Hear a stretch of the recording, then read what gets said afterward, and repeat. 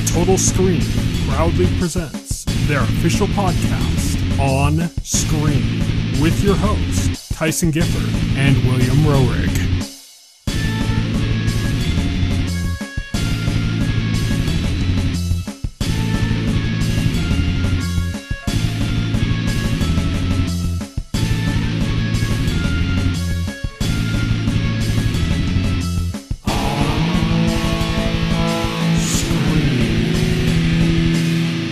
Hello, everybody, and welcome to On Screen, the official podcast of the Total Screen. My name is Tyson. My name is Will. And today we have a few big news stories to go over. We also have a bunch of stuff coming up on the horizon. And then we're going to be talking in full spoilers about two things. As regular, we're going to be talking about Moon Knight, the latest episode, but we're also going to be talking about Spider-Man No Way Home. So let's get started with our news segment on Beats.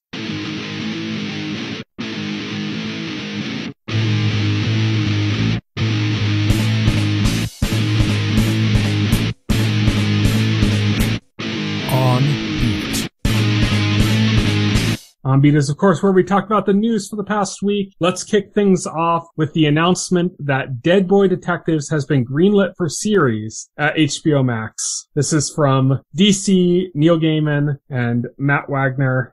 It's an adaptation of the Neil Gaiman and Matt Wagner work that was published through DC. And I don't kind of know all the details about it, but it's about, I guess, two boys that are ghosts and they're haunting a friend of theirs. Yeah, I don't know. I'm guessing by the title, they're detectives. I mean, that would make sense. I don't know anything about this property, like, to comment on it.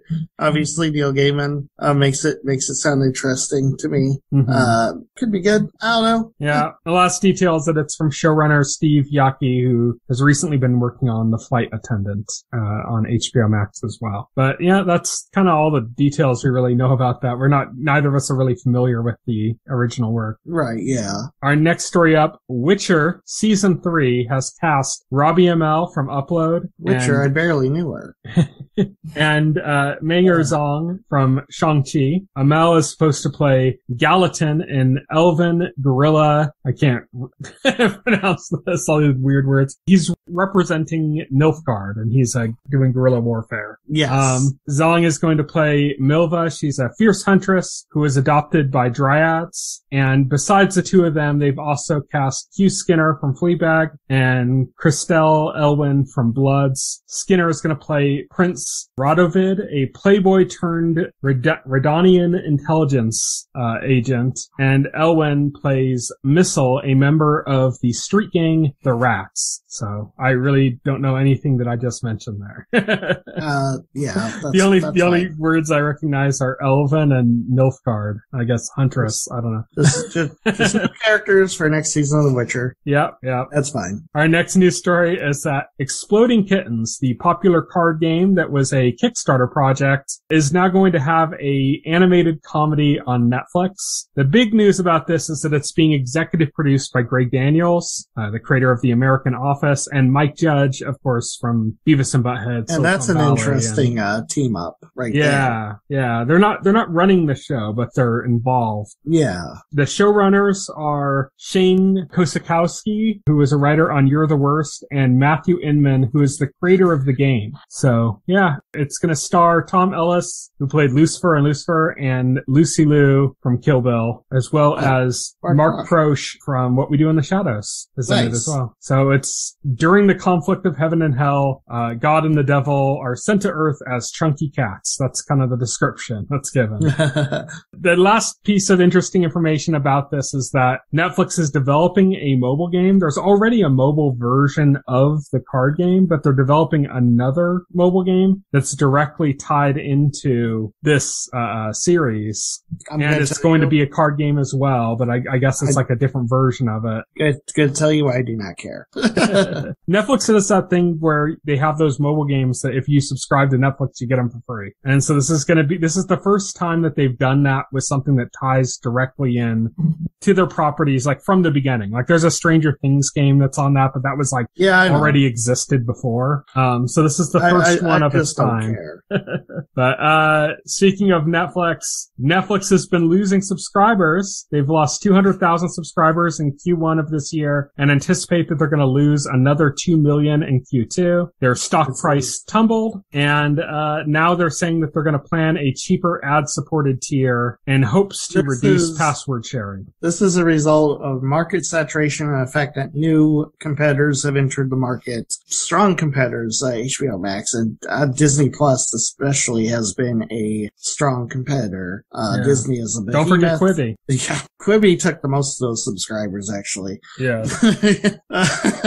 I mean, it was inevitable. Netflix apparently went 10 years without losing subscribers, but I mean, it's inevitable as more and more companies move into the space that Netflix was going to lose a share of the pie. They're reacting to it by freaking the fuck out and doing all these enacting these measures that, in my opinion, like have a dubious chance of like fixing things. I don't know. I mean, I just don't think stuff like an ad-supported tier or, efforts to crack down password sharing are gonna stop the bleeding. The idea is, do you think that this is like continued, unavoidable, constant bleeding that's occurring here? Or do you think that they're gonna take a few losses? It's only natural that that's going to happen when you reach market saturation and then it's gonna even out? Or do you think this is like doom and gloom and they're gonna bleed out every single subscriber? No, I think it's market saturation. I think it's going to even out. I think the people at the top of Netflix, they might know that, but they're beholden to shareholders. Yeah, so they have to posture. Kind of so even if they don't intend to do anything, they have to posture like they are. They have to posture.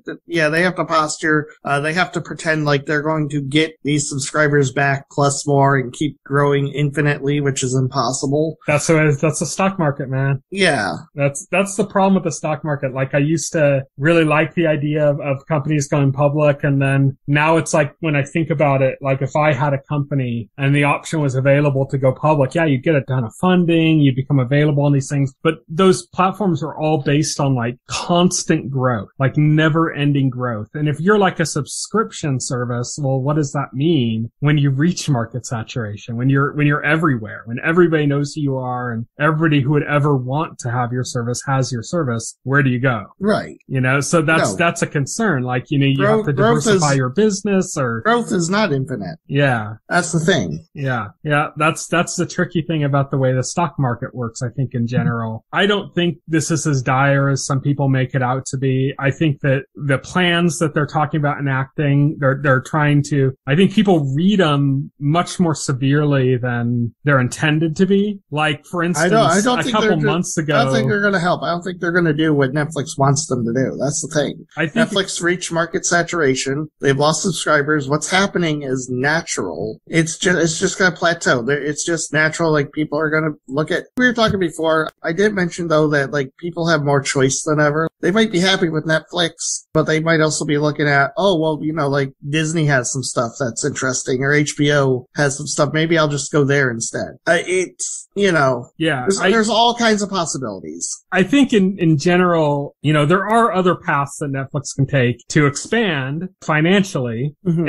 And that includes like, diversifying their business. Right now they're just a streamer, really. I mean, they're more than just a streamer. They own Millar World and stuff, but like they're primarily just a streamer, so they could expand into other things. They could do that. They've been touching on the idea of like video games. Right now that's all included. Maybe they could expand that outward so that it's not included within the subscription and do something there. There's lots of ways that they could try to expand. It's doubtful that they could continue anywhere near the kind of growth that they were having before with any of those options that they are exploring right now. It's unlikely that they'll ever be able to do that. I think an important thing to note about the whole losing subscribers and the whole like, reducing password sharing thing is that they're saying that they're losing, 100 million people are leeching accounts, basically. And I said this to you when we were talking, that can be a lot of money. I mean, if you go by, just to keep it simple, like say $10 a month or something, that's $1 billion a month if they could get all those people to subscribe. But that's a huge if. Like I said, like, those aren't customers. You could probably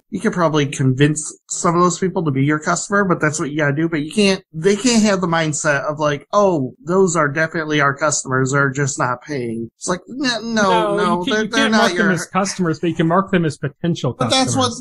that's what Netflix is doing. Netflix is looking at those people and saying, oh, they're watching Netflix. They're our customers. We just need to figure out how to make them pay. No, it's I think no, you can't have that watching mindset. Netflix, so they're potential customers. I don't think that they are disillusioned any other way. And then right. Here's the thing on that is that did you buy groceries when you were a kid? Did I? No, obviously not. Your parents bought them, right? And you ate the food. As an adult now, you buy groceries, right? I mean, you kind of have to. That's a necessity. Well, but you can't. Like, of course, Netflix isn't a necessity, obviously, but it's not right. a necessity for the existing customers, anyways. So that doesn't strike against it, you know. Like, my point is that I think we've had this generation that have basically been on their parents' Netflix accounts since they were like kids, since they obviously would have never had their own account. We're talking about kids that are like in their early 20s now, and they've had Netflix for like 10 years. And when their parents got Netflix, they were like, say, 12, 13. Obviously, they're not going to have an account, but they have their sub account. They have their profile on their Netflix's parents account. Why would they ever leave that? That has all their data. That has all the information about all the shows they watch. That's tracked everything that they've watched so that they know where they are in which series. Why would they ever get rid of that? Why would they go, okay, I'm 18 now, I'm just going to go get my own account? Obviously, they wouldn't if it's so easy for them to continue to just go off of their parents' account. I've had Netflix for over a decade now. Yeah, but you're old enough that you were an adult when that happened in the first place. Well, no, because I have nephews that are still on their parents' accounts that are in their early 20s. No, you're missing what I was going to say. I was saying I had Netflix for over a decade now. I do not care about my data on that or what's being tracked or whatever. Like, if I deleted the account and made a new account, it wouldn't make a difference to me other than like maybe the stuff I put in my watch list wouldn't be there anymore. That's exactly what I'm talking about, is the watch list. That's what I'm talking about when I talk about your data. I just make like a new one. Yeah, but that's work. Yeah. That takes time. That's a frustrating But that's how point. I feel about it. I feel like, it's not like a huge deal to me. That's for you. I know people that think very differently, that have been on, like, let's say you were not on your own account, you were on your parents' account and it had all that data. Would you go, you know what? I'm going to decide to pay on my own when I could just continue to leech off anyways. But I'm going to decide now that I'm going to pay, and I'm going to lose all my data and have to re-enter in all my watch list stuff. Or would you rather just stay on your parents' account if you were on your parents' account? If I was on the account, I'd stay on the account, obviously. Exactly. That's my point. It's like these are people that have grown up on their parents' accounts. They were on their parents' accounts when they're kids. Now they're adults. Why should they change anything? Well, Netflix is trying to find ways to push them off of that. That doesn't mean that they're going to go, it's over, you're out, blah, blah. They're trying to it's not just all stick. It's carrot and stick. It's the idea of like, hey, if you move on now, you can take your data with you. So it'll transfer your accounts over. Then you'll have your own account. Hey, if this is too expensive for you right now, because say maybe you're in college or you're just out of college, we have an ad supported version that keeps it cheaper for you. You can do it on your own now. And then as these options become available, they slowly start enforcing. I mean, we'll have to see what happens. Right now, this is all academic. We don't really have data on our side. We also don't even know how much of that is just posturing too for their shareholders. Right. Yeah. We don't know that. We don't have like a data on our end to even like educate. Like Netflix obviously has data to back up their assertions. Mm-hmm. We just have opinions here. I also I usually in general take a don't bet against Netflix kind of ideology. And I think that's similar to my impression of Nintendo. If Nintendo's doing something wacky and new, don't just immediately go, well, I mean, it can't be anything, because Nintendo's a company that can pull out a Switch or can pull out a Wii or can pull out, you know what I mean? They can do something crazy because that's the kind of company they are. Look at Netflix's track history of the things they've done, the mobility they've had as a company. I think it's not bulletproof, obviously, but it shows that they know how to kind of think ahead and move with the times and change. They know how to lead the pack in those regards. Basically, everybody in the streaming market right now is copying what Netflix did before. Yeah. So you have to understand, those people at Netflix are still there. The people that made those choices, you know, it's not like their innovation just died. Like they just hit, you know, like they had a couple years of success and then all the innovation just left their head and they're no longer innovative people. You know, that's kind of my thinking on this, but you know, we don't know until we see. Right. Yeah. And then our last news story is Thor, Love and Thunder finally released its first trailer. I'm honestly surprised. I totally thought this was going to be put in theaters alongside Multiverse of Madness. I'm glad they didn't because it's a good trailer. I enjoyed it.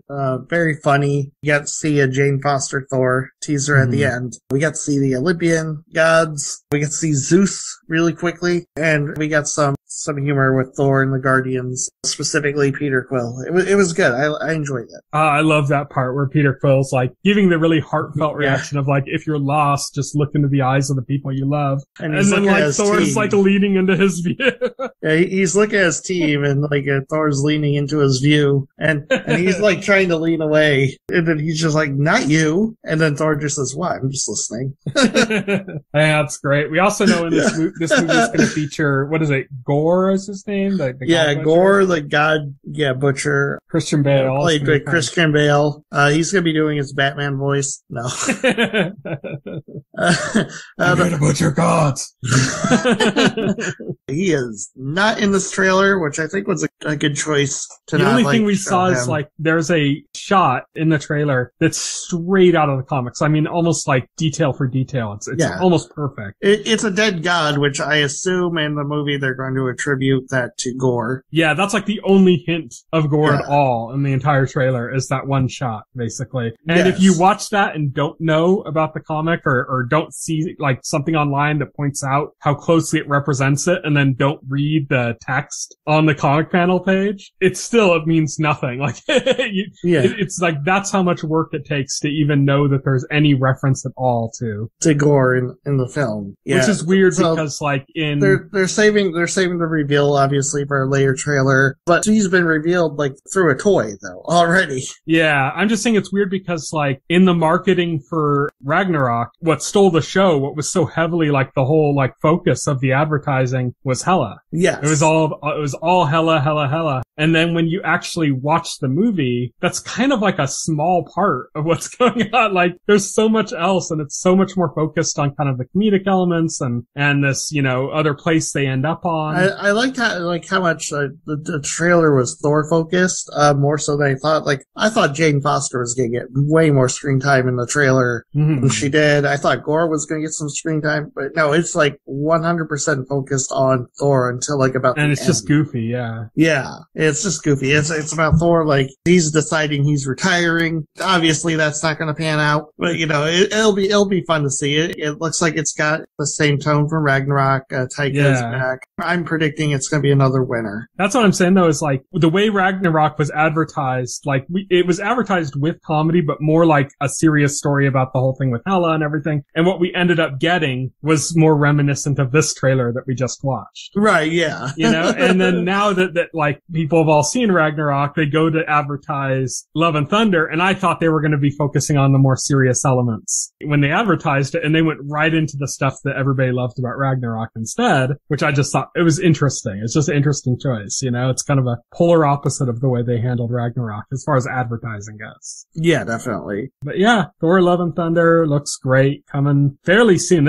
I believe this is the least amount of advertising room that Marvel's given any of their MCU movies. That people were kind of freaking out online. Like it was trending all over Twitter for like weeks with people going like, why don't we have a trailer yet? What's going on? Why don't we have a trailer yet? Like people freaking out about it. I had assumed wrongly that we were just going to have to wait until Doctor Strange. Maybe there was something in the trailer that was going to be like a spoiler for Doctor Strange. And so they were going to wait and then they were going to do kind of like they put the Doctor Strange trailer at the end of, God, what movie was it? Was it Eternals? No, it was Spider-Man. Spider-Man, yeah. They put the Doctor Strange trailer at the end of Spider-Man. I thought maybe they were going to do something like that. Yeah, they didn't. They didn't, yeah. It surprised me. It kind of came out of nowhere, so it was really fun. So that's it for our On Beat segment. Next up is On the Horizon.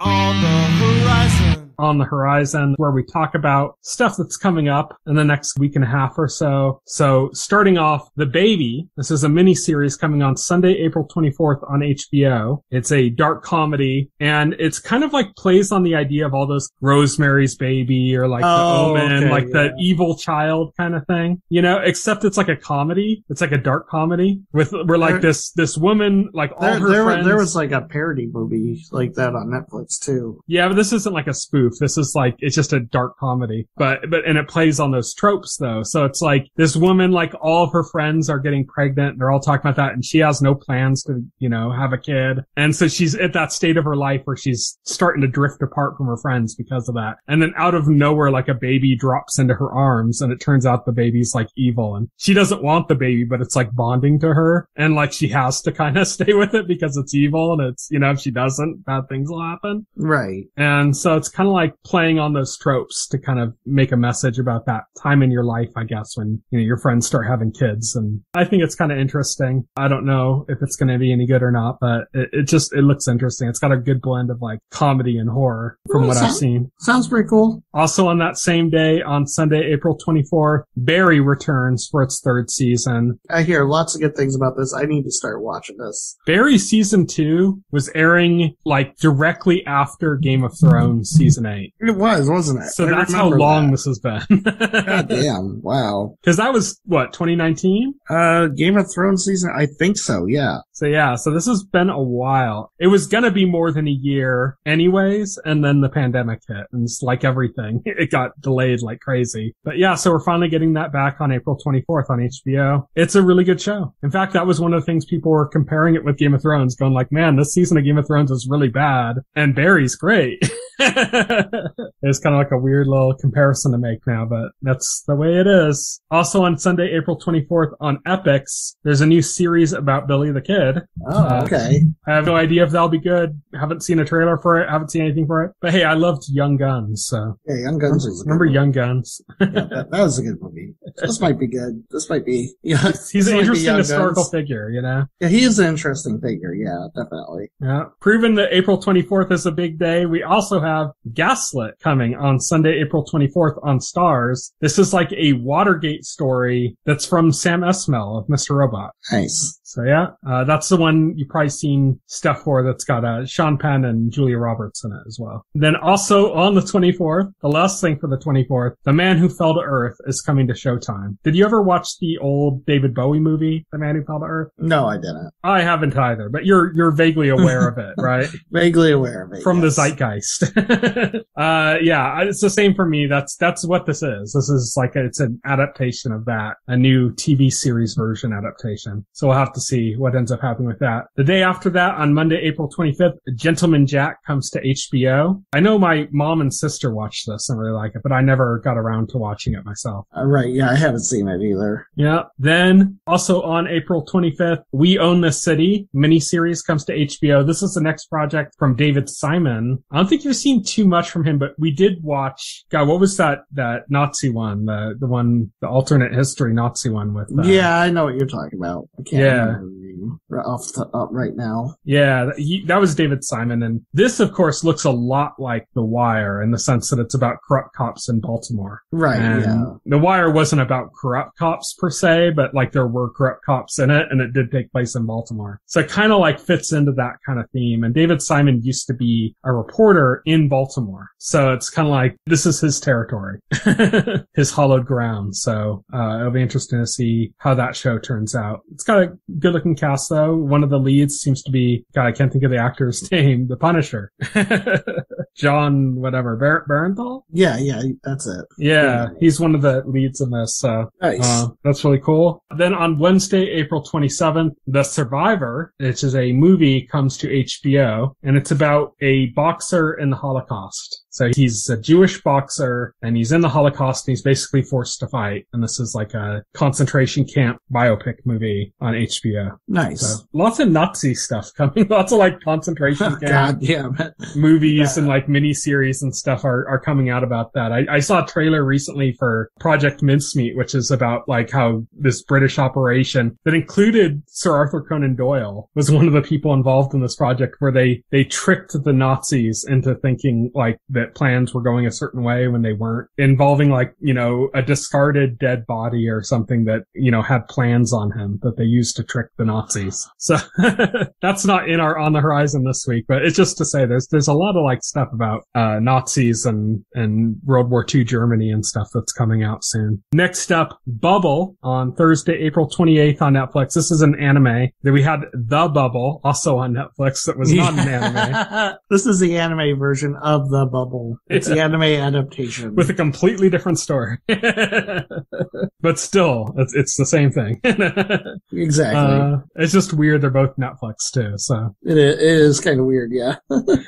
Next up we have The Offer, which is a mini-series coming to Paramount Plus that's about the making of the Godfather movie. I don't really care. I don't care about movies, like about the making of a movie. Like that's kind of Well, apparently there was like some scary shit going on behind the scenes, like when they were setting it I up, liked that movie that was mafia. Like the only one like I liked was like the one that was like with Willem Dafoe that was like a fictional telling of the making of Nosferatu. Oh, yeah. Willem Dafoe like involved like Nosferatu was like a real thing. It's like that was cool. Wasn't that Eggers, the guy who's doing The Northman? Wasn't that one of his movies? I don't think so. This was an old movie, and this came out like I want to say early 2000s maybe. It was Shadow of the Vampire, directed by E. Elias Murray.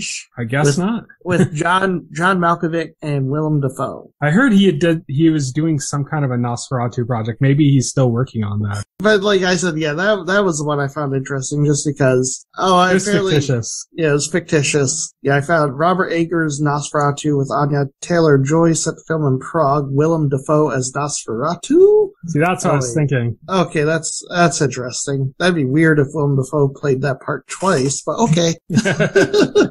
In two completely different movies. Yeah. So next up we have Under the Banner of Heaven. This is a mini-series coming to Hulu on Thursday, April 28th. It stars Andrew Garfield, and it is about a murder that happens deep in Mormon country. Oh, okay. And it has to do with like kind of, the Mormon community and stuff and how that relates to it. Yeah. Then we have, speaking of murder, Shining Girls coming on Friday, April 29th on Apple TV+. This is the new movie or the new series with Elizabeth Moss from The Handmaid's Tale and Mad Men. And it's about a time-traveling serial killer. Woo! Time-traveling serial killer. Yep. The two things that we love the most, Yeah, Time travel and serial killers. Yeah. Then we have Rumspringa. This is a movie coming on Friday, April 29th on Netflix. You know what Rumspringa is? Yeah, it's a troll in ancient, like, Greece or something. Yeah. No, I know. The Rumspringa is if you're Amish, you hit a certain age, like when you become an adult, like when you're 18 or something, and you basically have the right to like leave and kind of like sow all of your wild oats and then come back to the community. So it's like, a bunch of Amish kids going off and partying and getting drunk and shit and, savoring technology and all the shit that they're not supposed to do before they come back because they feel social pressure from their parents that, that if they'll be shunned if they don't come back eventually. Right, yeah. So that's a movie coming to Netflix about that. Also on Friday, April 29th, Ozark returns on Netflix for its final season. Undone returns for season 2 on Amazon Prime. That's the rotoscoped animated series. It's like Bob Odenkirk's in it. Then also on that day, on Friday, April 29th, Nintendo Switch Sports comes to the Nintendo Switch. So I'm excited about that. Are you picking up Nintendo Switch Sports? Sometime, probably not right away. You're not going to jump into bowling? No, not going to jump in right away. That's probably something. There's just too much coming up for me. Really, like June especially is packed now. It's crazy. And then lastly, on Friday, April 29th in theaters, Memory comes to movie theaters. This is the latest Liam Neeson action thriller, but the little trick to this one is that he's suffering from dementia. So he doesn't quite know exactly where he is or what's going on. So I guess it kind of is supposed to have, like maybe like a Memento type vibe to it in that sense, except instead of from like an injury or something that's caused it, it's because he's old. The next one will be like a thriller, except like it'll be like an adaptation of Pickle Rick, and Liam Neeson will play Pickle Rick. The new action thriller. The new action thriller. Pickle Rick. To avenge the death of Morty. That's gonna be the twist. That's it for On the Horizon. Now we're moving into our final segment, full spoilers.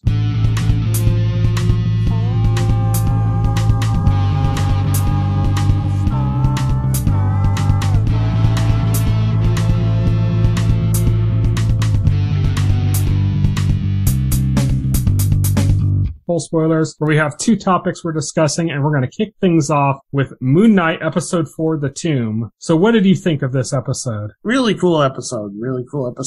So what can I say about this? It's a pretty standard episode for the first half. Yeah, for the first half, I was like, is this like Game of Thrones Season 8, Episode 3? Because I couldn't see anything. It was John Cena. The whole episode, you can't see me. Yeah. Yeah, it was pretty dark. I mean, I guess it took place in a tomb, so that's appropriate. Hence the title. Yeah. But really, it's Stephen and Layla, we're going through the tomb, trying to find Amit's statue to prevent the villain from getting it. And it's funny because it's pretty standard adventure stuff. There's a mummy that chases them. They find that was done pretty effectively as like a horror element. It was really cool. It was really cool. The way he was like clicking and using it to like echolocate and stuff. Yeah. That's really creepy. I think there's a big twist that happens towards like the last third of the episode, I'd say. Well, what happens is like Arthur shows up, he gets into Layla's head. He reveals that Mark was there when Layla's father was killed. He heavily implies that Mark was involved in the killing. This leads to a tense moment where like Steven's got a statue that's containing Amit, I guess. Yeah, Amit's stone figure. And they're trying to get out of it, and like she's shaking. She wants to get answers from Mark, and that forces Mark to admit to her that he was there. He wasn't the one who killed him, though it was his partner who according to Mark, got greedy. Mm-hmm. That doesn't make anything better because she's like, you led my dad's killer straight to him. Mm-hmm. It's very emotional. It's a very emotional scene. He says that basically like he was shot too. Like he was also killed in quotation marks because he ended up being saved by Khonshu. Yeah. He would have died. Like, this guy killed her dad and shot Mark and left him for dead too. Like obviously this dude Mark was with was not a good person, but yeah, it was a really interesting emotional scene. It was probably like before we get to the latter half of the episode, like the biggest scene in the episode, really. And then like Arthur shows up, he shoots Steven, and then Steven goes like unconscious, and then everything gets turned around. So what did you think about Tombbuster? Yeah, Tombbuster. Oh god. Yeah, when they first cut to that, before I even realized that the aspect ratio changed. Yeah. Before I realized, I was like, man, this footage looks really like fake. Yeah, like the aspect ratio changed, everything looked fake. There are these characters like I'd never seen before. I was like, what the hell is happening now? Then they pull out and it's like, oh, okay. Oh, they're in a mental ward. And the character in that movie they were watching, that old bad movie, was named Dr. Stephen Grant, which is Stephen's name, Stephen Grant in this. Yes. Mark's in a mental hospital now, and Arthur is like his doctor. We know this is fake. We know this is in Mark's head because like he's trying to escape and he finds a sarcophagus and it has Stephen in it. And then Stephen and Mark are together. Any show about like a superhero or like a supernaturally gifted character that's like crazy is going to have an episode like this. At least one. Legion had episodes like this. Buffy had an episode like this. It's bound to happen. So this is where we get this episode where,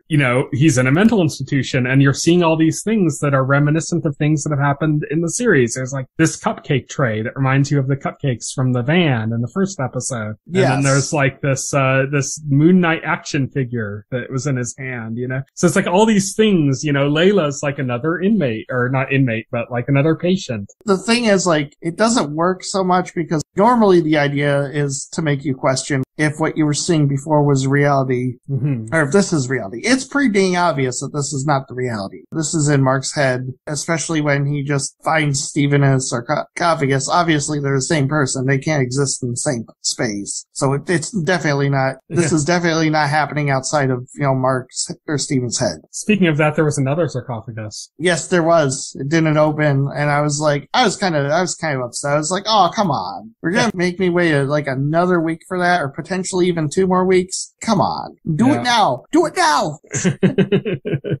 I'm impatient. I want to see Jack. And then we got a final cameo from Taweret, or Turet, I don't know how to pronounce the name, the Egyptian goddess of childbirth and fertility. Yes. The goddess with a hippo head. A very, like, weird-looking version, a very kind of cartoonish-looking version of it. Looked like a character out of a Donkey Kong Country game to me. It did. It did. That's the same goddess statue from Lost, by the way. Oh, okay. Its Taweret was that giant statue on the island in Lost. Oh, that's cool.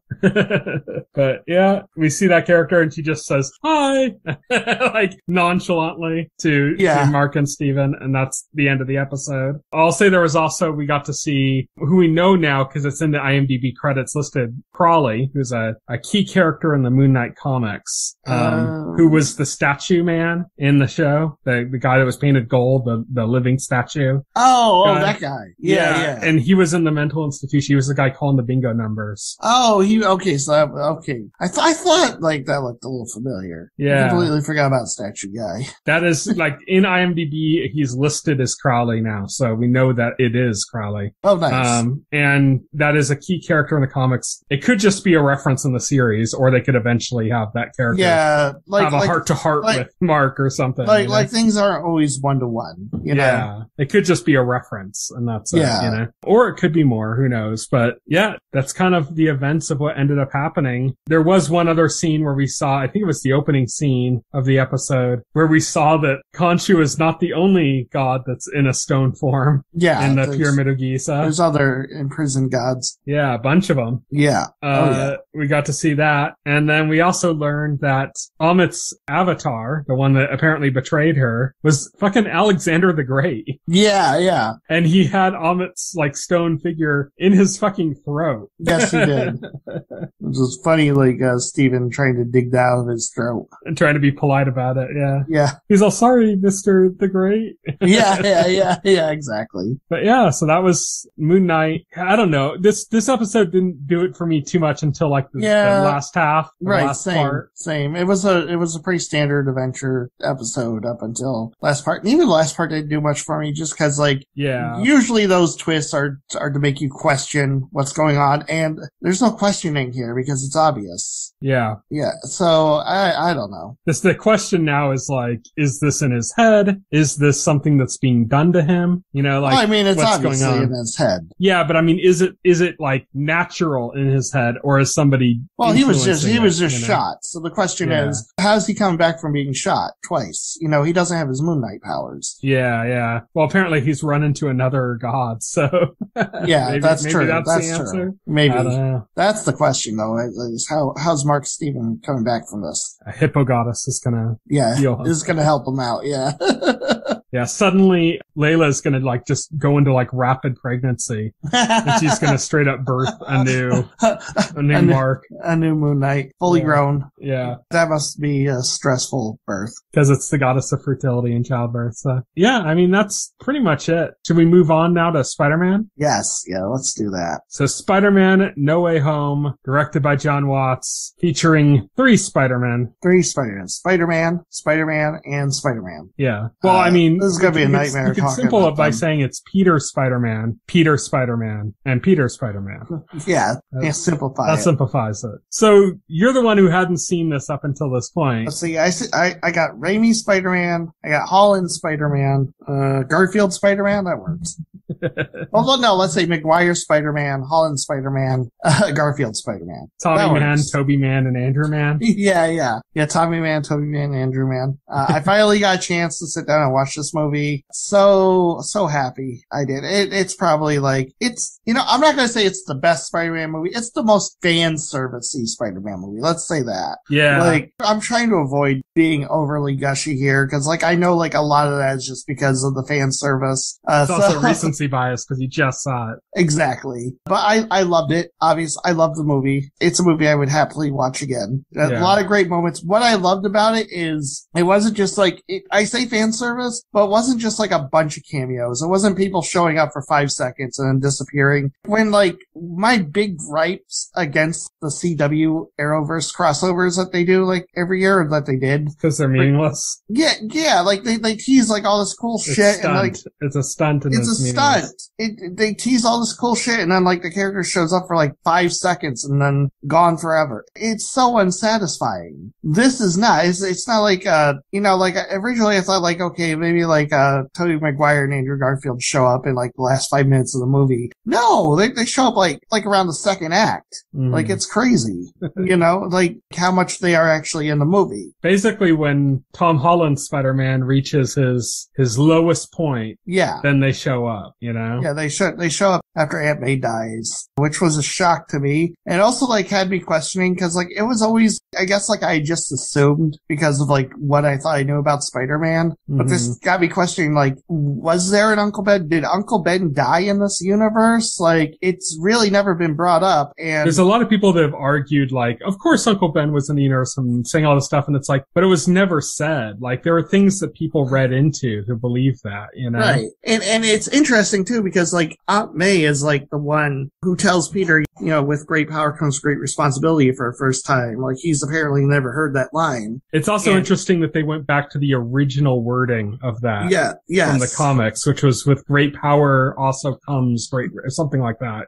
Right, yeah. Rather than the shortened version we all know. And it was also interesting to me, like, it really seemed like the way, like, it plays out and the way he reacts, it really seems like this is the first time he's truly experiencing loss. Mm-hmm. So the whole thing made me think, okay, maybe there isn't a dead Uncle Ben for this Peter Parker. Like, this is it. Yeah. And also, it's further backed up, when he's talking to the other Spider-Men, like, they're talking about loss they went through. And Toby very specifically brings up Uncle Ben, and Peter has, Tom Holland's Peter has, like, no reaction to that. He doesn't say, like, oh shit, me too. No, like, nothing. That got me like, that further kind of corroborates that idea.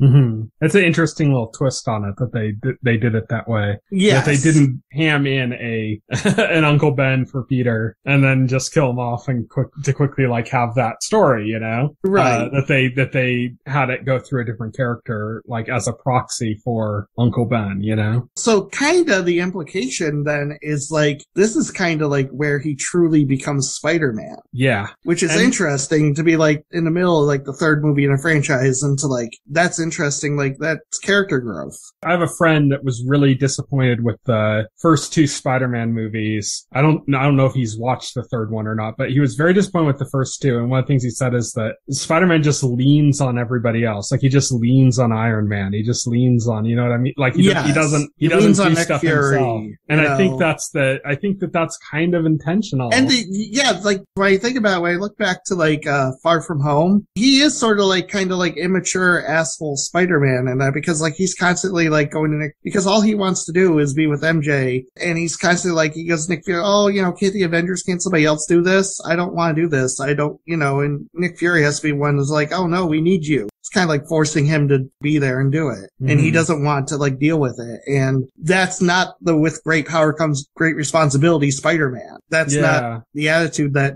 post Uncle Ben Spider-Man would have. Even this movie with the spell. Yeah, with the spell, like at first, like, so you really see him change like after Aunt May dies, Mm-hmm. And so that's going to be interesting. So it's going to be interesting to see like his demeanor, going into like a fourth movie because he's going to have this event now like weighing on him. Mm-hmm. Another thing this movie like firmly like, reasserted is that the Green Goblin is Spider-Man's greatest nemesis no matter what universe. Yeah. And Willem Dafoe did a fantastic job with this. He like basically played the same character but like a lot less hammy in this. Did you catch the shift before the Spider Sense scene or the Peter Tingle scene? Yes. There's a part where Willem Dafoe says something, I can't even remember what it was, but like, and it's kind of like, it's like there's a different demeanor to his voice when he says it. And it's like the hint that Green Goblin has taken over at that point. Yes. And then like not too long after that, he has the Peter Tingle. The Spider Sense. Yeah, he has the Spider Sense that something's wrong. Yeah. And then I just love that. And like,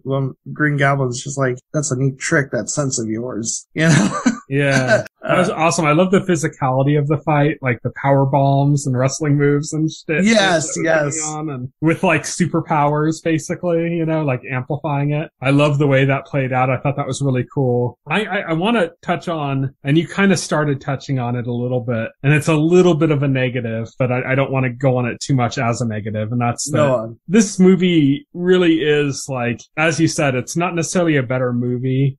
But it's like a big event. Yes. You know what I mean? And like in many ways, this kind of didn't feel like a movie. It felt like, you know, if you like go to like an amusement park and they have like one of those crazy like 3D shows, but it's not like a full movie. It's like a 20-minute thing, you know, like remember, do you ever see what was the Michael Jackson one, the Captain EO or whatever? No. Or like the Back to the Future, the ride or things like that. I know what you're talking about. Yeah. It's like a cinematic experience and it's a spectacle, but it's not like a movie. You know what I mean? Right. And like, I'm not saying that that's what this is, because there is story in this. There is like, there are arcs in this. There are quiet moments. There is diet. Like all that stuff is in this movie that would be in like a regular movie. But it's like, it feels like it's leaning towards that, towards being like this event spectacle kind of thing. That's not necessarily a bad thing, because like it was a really exciting and really cool event thing. And it did still have some depth to it as well. But like, it's just kind of weird. Like certain stuff felt like it went too quick or was brushed over too quickly. I felt like they had a scene where you got to see, you know, the teachers, Mr. Harrington, Coach Wilson, and Mr. Dell, Martin Starr, Hannibal Buress, and JB Smoove. And it's just basically like a quick gag. And that's it's a quick gag. Yeah, it's Hannibal Buress is like, oh, Peter Parker's like bad and stuff. And that's the joke. The other teachers are trying to be accommodating, and he's like, no, fuck this guy. He's practically wearing a MAGA hat, yeah. Yeah, and, you know, and that's the joke for that scene. I don't think like all the humor in these new movies, these John Watts movies, like particularly land for me. There was the whole thing in the last film where Nick Fury was briefing Spider-Man and people kept knocking on the door and interrupting him, and I thought, okay, that's cheesy. Like maybe once or twice. I think maybe once or twice is like, I get the joke, but like, it happens like 4 times until they get out of there. And I'm just like, yeah, that's too much. That joke's a little too much. Yeah. It just kind of felt like in a way like they really, and it sounds weird to say this and I'll explain it, but it sounds like they really narrowed the scope on this movie. Mm-hmm. And like before it was like Peter Parker and you had his world and his friends and his school life and all these kind of things to show kind of representations of what his life is built from. And then here, like, it just seemed like all that was pushed to the periphery and everything was zeroed like in. his supporting cast like barely shows up, you know, outside of his like 2 close friends, obviously. Yeah, and it's like, that's why I said, like, it sounds weird to say that they narrowed the scope when they like brought in 2 other Spider-Men. I said there were no cameos, but it's like there are cameos, like Flash Thompson makes a cameo and Betty Brant has a cameo with those 2 characters. I think Betty had like teachers, those characters had like a bigger part in the previous 2 movies. Mm-hmm. And a certain like Daredevil lawyer made a cameo too, which was a funny cameo. Were there any surprises? Was there anything that you didn't know about having taken so long before you saw it? Unfortunately not.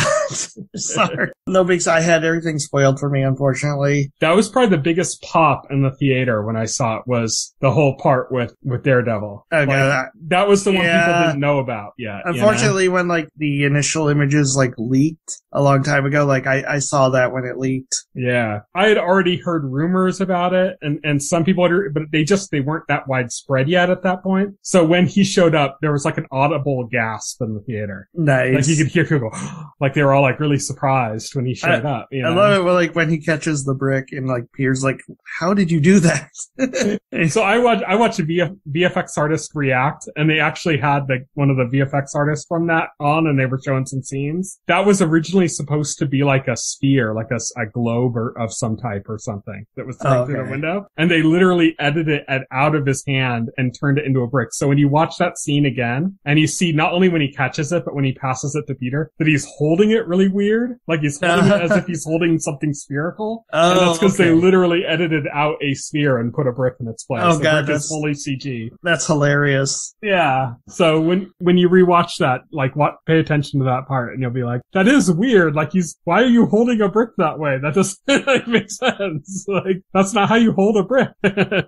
I just wanted to get that in real quick though. But by the way, Doctor Strange was great in this. You know? Yeah, I love Doctor Strange. Some people aren't too fond of him, but I love that character. I love Benedict Cumberbatch in that role. I think he's really funny in this. I like the setup that, he's no longer Sorcerer Supreme because of a technicality, because he was blipped. He was blipped for 5 years, so that makes Wong Sorcerer Supreme. I thought that was funny. Yeah. I thought that was funny. I love one of the best sequences in the entire film was Peter's fight against Doctor Strange. It was one of the best sequences in the entire movie. Oh, it showed a different use of the spider sense. Yes, where like even when he was outside of the body, he was still like moving his arm and a baby. Yeah, yes. That was so cool. Great. And Strange couldn't figure out like how he was doing that. He was doing that through spider sense. And then how Peter was able to figure everything out based on math. Yes. To like figure out where his attacks were coming from and stuff. He mathed it out. Yeah. Yeah, I thought that was really cool. What are some other things that you kind of want to talk about? Because I haven't seen this in a while. And we got super pissed. I'm gonna kill you, Peter. What's true in all universes is got pissed off, out for blood, out for vengeance. Spider-Man is probably the most terrifying thing in the universe that you don't want to deal with. Yeah. And that's what Green Goblin got. If Tobey Maguire's Spider-Man did not step in, Green Goblin would have been dead. But that's also, he was trying to goad that out of Peter too, so. Yeah. Spider-Man is way more powerful than he portrays. Yes, he is. And so, like, when he's pissed off and he's not, like, holding back and being so kind of, like, almost introverted with his powers. Like, being so in control of them, when he kind of, like, releases that limiter, in a sense. Like, it's like, oh yeah, he's actually, like, extreme. He could, like, toss cars and shit, Like, he's... Yes, he can. Yeah, he's that strong. Yeah. And he can move, like, acrobatically and, like, with ease, Like, that makes him very scary. Like, he's much stronger than, like, say Captain America or something. He's more in the realm of like the Hulk or Thor, Yeah, as like with his strength. Yeah. But like even when you see those characters in the same scenes, like he plays like a kind of dorky kid and he holds back so much that like you don't really get that until you see the scenes where he is really pissed off. He normally he only uses enough to get the job done. Mm-hmm. Yeah, until he's like really pissed off. I love the interactions between all three Spider-Man, obviously. There's so many little inside jokes in there. There's so many inside jokes. I love Tom Holland and Andrew Garfield Spider-Man like marveling over the fact that Tobey Maguire's is like organic web shooters. Yeah. They're like, do you ever get plugged up? Like, how's that work? He's like, I had a block once. They're like, yeah.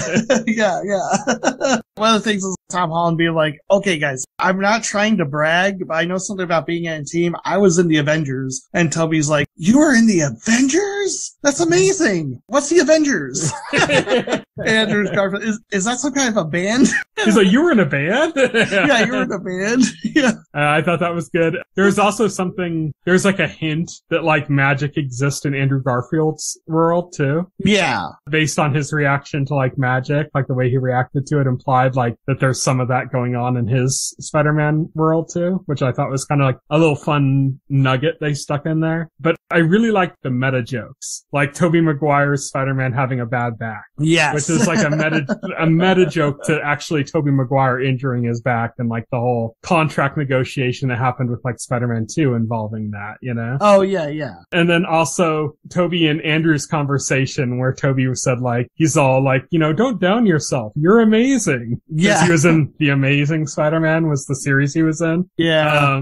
And then also like just the way it played into the idea of the fact that, Andrew was kind of screwed over. Like his movies weren't really as successful. And then after the second movie, they just got rid of him and rebooted without him just kind of suddenly. And it just kind of like, that's been like something that's been known is that his role was like diminished that way. And so the way they play Andrew Garfield is feeling like kind of unworthy to be one of the three. Right. Yeah. And having like the others kind of stand up for him and say like, no, you're great. You're amazing. Yeah.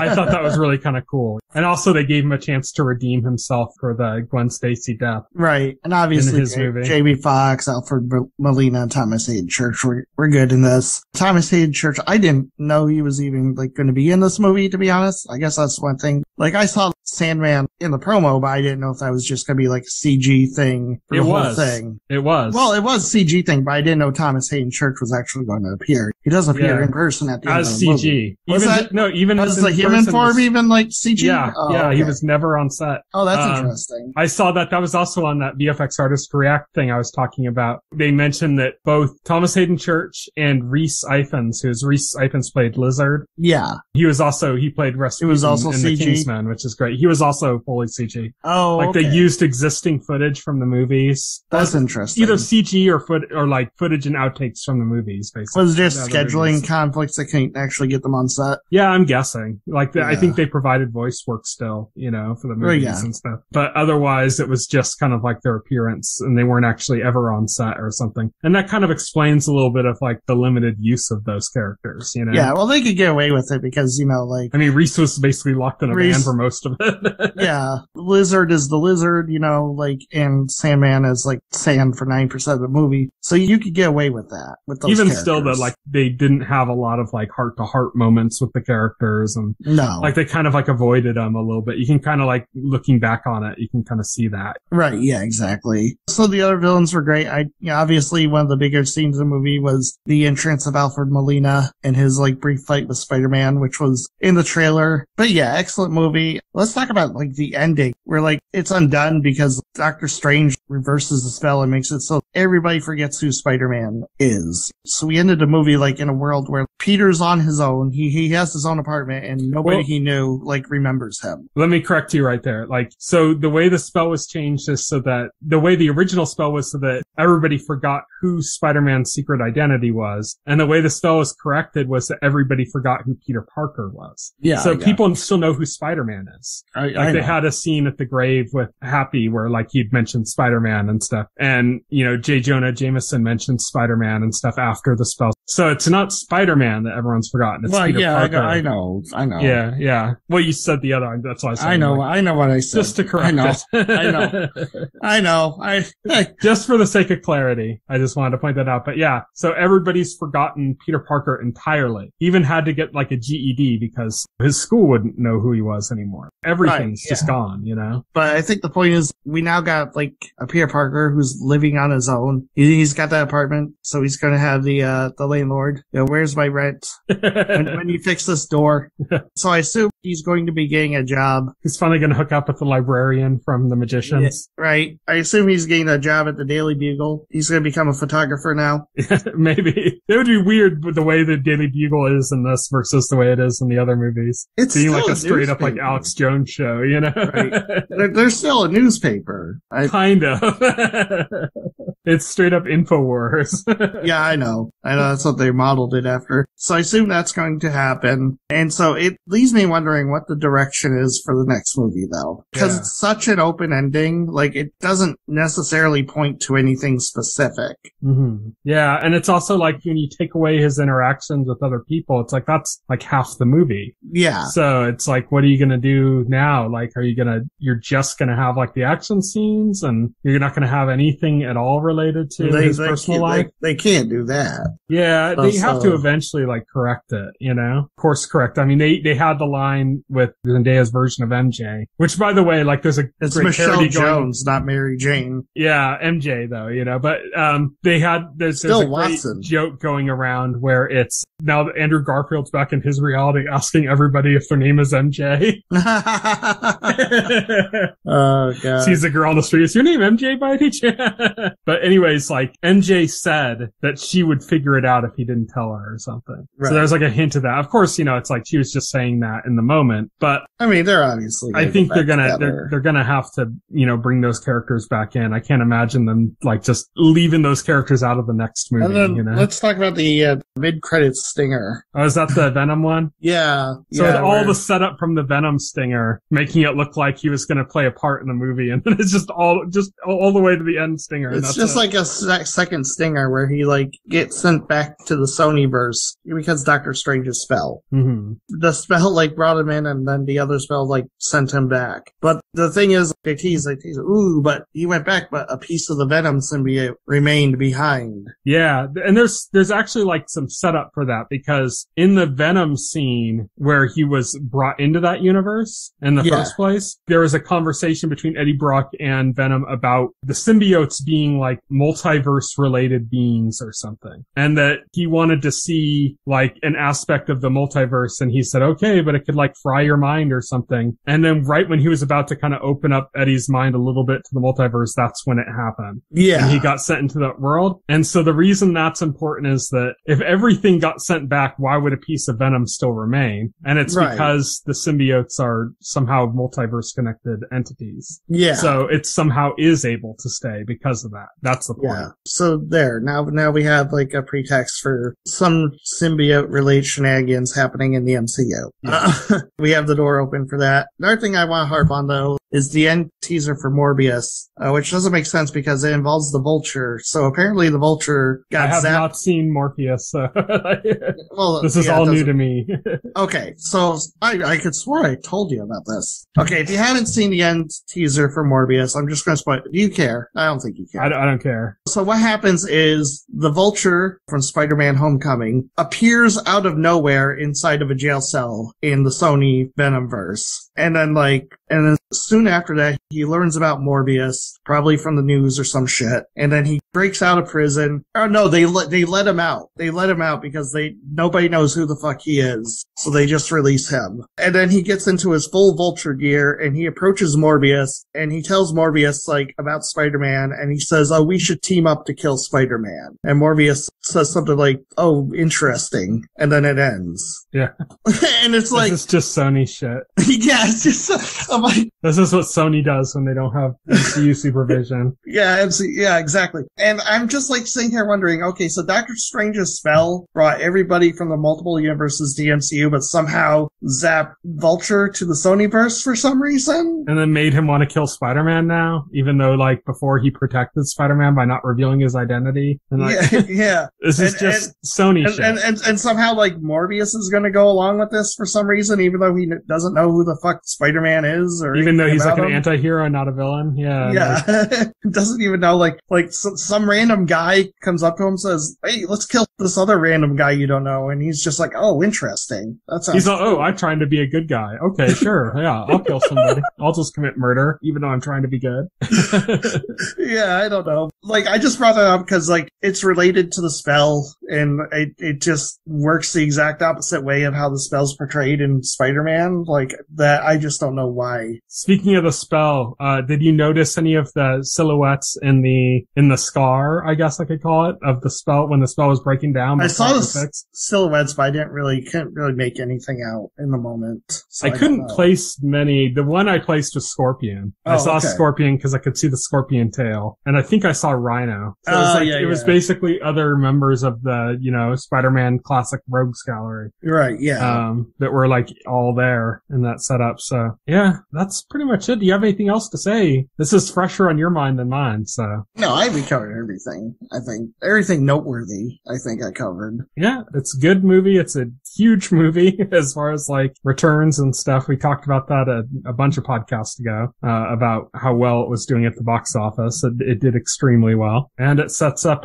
Doctor Strange for more multiverse madness. Yeah. And I'm super excited for that. So yeah, that's it for Spider-Man. So next week we are going to talk about Moon Knight again. We're going to be talking about the penultimate episode. And we're also going to be doing something that we've been wanting to do for a while, which is our MCU tier time. And we're going to make a tier list on the podcast. We're going to be discussing it on the podcast as we figure it out. And we're going to create a tier list for all the MCU projects up to date, basically. We're going to include Moon Knight in it, even though it's not done. We'll be on its penultimate episode. I think that's close enough. And we're going to make more of these as as, we get further into the MCU, as more movies come out and stuff. But we'll cover pretty much everything that's out by this point, and the episode will be out. And then soon after the episode comes out, Doctor Strange will come out, and it'll already be obsolete. Yes. But that's what we're going to be doing next week. So Moon Knight and an MCU tier time, that's what we're going to kind of focus on. We might end up cutting our news segments and other stuff out just to kind of like free up some space for that. But until then, thank you everybody for listening. You can check us out on Twitter. I am at Tyson Gifford. Will's at Voxel Hero. You can check out our website, thetotalscreen.com. You can find us on SoundCloud, on your podcast client of choice like Apple Podcast or Pocket Cast. And, send us a comment, like us, subscribe, whatever means you can to interact with us. We'd appreciate that. We appreciate any comments, good, bad, or indifferent. So until next week, thank you everybody for listening. Good night. Good night. Thank you for listening to the OnScreen podcast, the official podcast of The Total Screen. Visit our website at thetotalscreen.com. This podcast can be found on any major podcast client, including Pocket Cast and Apple Podcast. The entire backlog of this podcast and other content can be found on our YouTube channel.